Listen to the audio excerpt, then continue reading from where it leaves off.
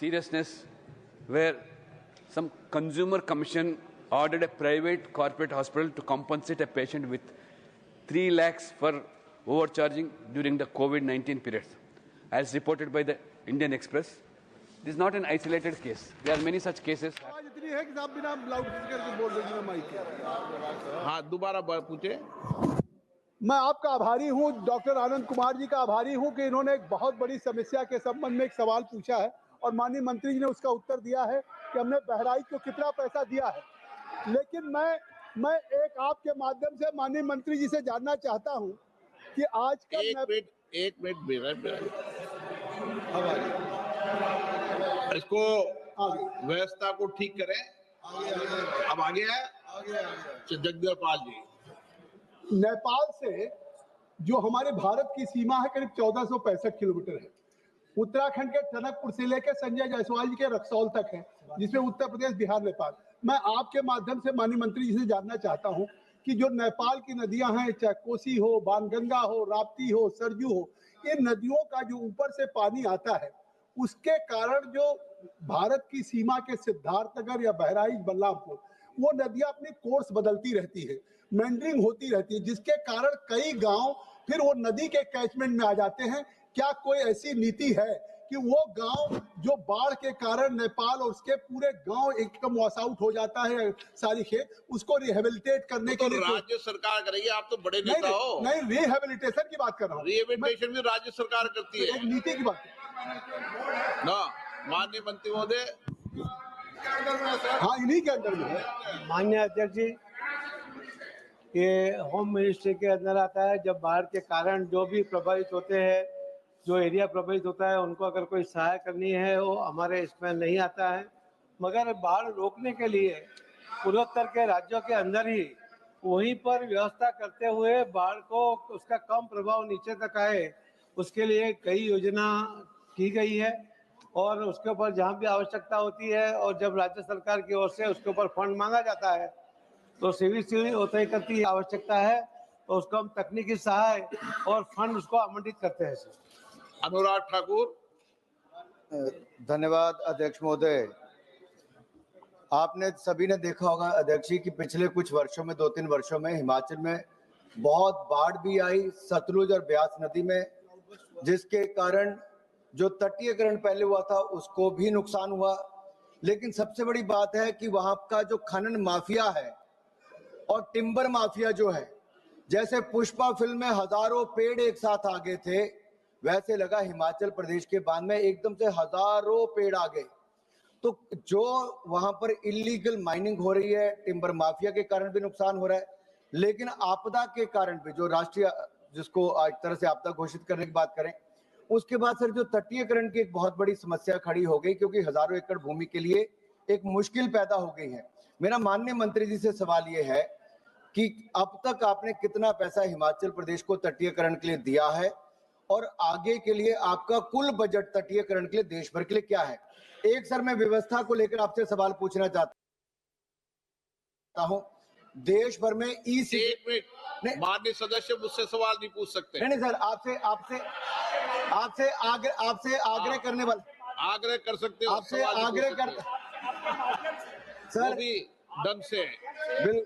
बिल्कुल सर, हाथ जोड़ के आपसे पूछ सर सदन की जानकारी के लिए है सर। देश भर में ई सिगरेट बैन हो चुकी है, क्या सदन में आपने अलाउ कर दी है? नहीं, कोई माननीय सदस्य को कोई भी। सर टीएमसी के सांसद पी रहे हैं सर टीएमसी के सांसद सर कई दिनों से लगातार बैठ के पी रहे हैं सर। कोई भी माननीय टीएमसी के सांसद पी रहे हैं सर। नहीं सर, आप चेक करवाइए सर। एक मिनट व्यवस्था दे रहा हूं। सर सदन में अगर सिगरेट पीना अलाउ कर दिया है। एक minute please.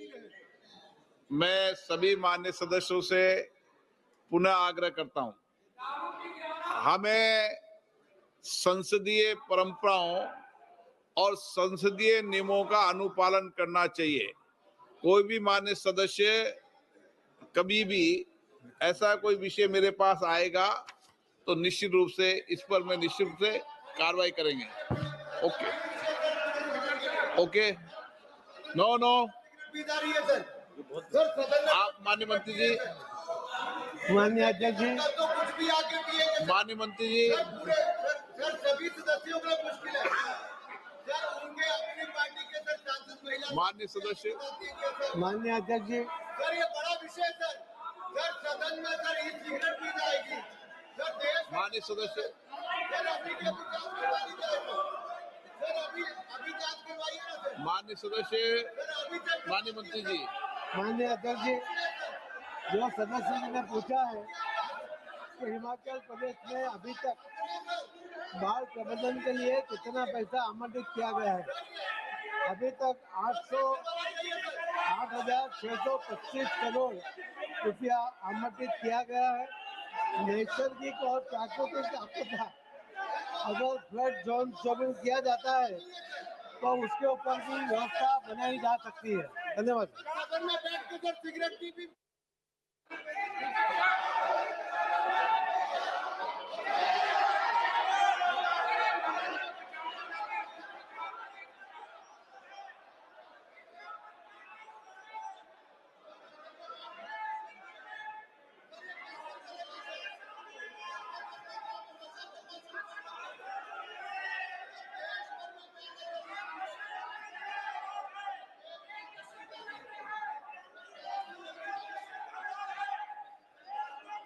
Please please please, मैं व्यवस्था दे रहा हूँ, प्लीज बैठिए प्लीज। नो नहीं पाली, माननीय सर प्लीज। माननीय सदस्यगण, अगर आपको किसी भी विषय पर कोई भी आपत्ति आप लिख के दे दें, ऐसी कोई भी कार्रवाई होगी तो मैं निश्चित रूप से इस पर एक्शन टेकन करूंगा। ओके, माननीय मंत्री महोदय जवाब दीजिए। माननीय सदस्य जी ने जो हिमाचल के बारे में पूछा था, अभी तक 8,625 करोड़ रुपया आवंटित किया गया और अगर फ्लड जोन शोपिंग किया जाएगा तो ज्यादा से ज्यादा दूसरी व्यवस्था भी की जा सकती है। माननीय मंत्री महोदय, श्रीमती सजदा अहमद जी का जो प्रश्न का उसका उत्तर आप उनको लिखित में भेज देना। क्वेश्चन नंबर 163 श्री शशिकांत सेंथिल, आपके लिए भी रोक लगाइए। Question number 163, sir. Question number 163. Statement is laid on the table of the House, sir. Sir, this question pertains to a very important subject for Tamil Nadu. There has been some blocks being put under bid for exploration of oil and natural gas. One of such blocks is in a very sensitive portion in the Gulf of Mannar, which is known as a biosphere reserve. Just like we have reserved forest outside, this is a biosphere reserve inside the ocean. And it is a very sensitive, because it is absolutely important for the fisher folk of Tamil Nadu. In fact, in the Niti Aayog itself has declared this particular wedge bank and Gulf of Mannar as to be the most sensitive portion, which cannot be affected for any reason. Sir, the minister has replied to me, and Honorable Minister has also said that this is not in the boundary of that portion, but I want to bring it to the notice of the Honorable Minister.